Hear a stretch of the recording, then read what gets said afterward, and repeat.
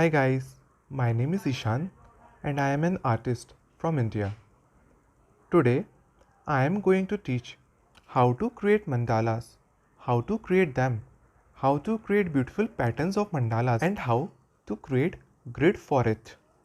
Mandala is a word originated from Sanskrit word mandal, which means circle. So mandala is an art which is created within a circle. You can also see one of my pieces created by me. It is a mandala art which is created within the circle having symmetrical shapes. So you will also able to learn how to draw these beautiful mandalas by this class. This is a beginner friendly class, so anyone without having any prior experience can also learn to make mandalas easily, and also I will guide them time to time. If you loved my artwork, so you can also check my Instagram handle which is linked here and also my YouTube channel. Thank you. So, without any further to do, let's create mandala with me.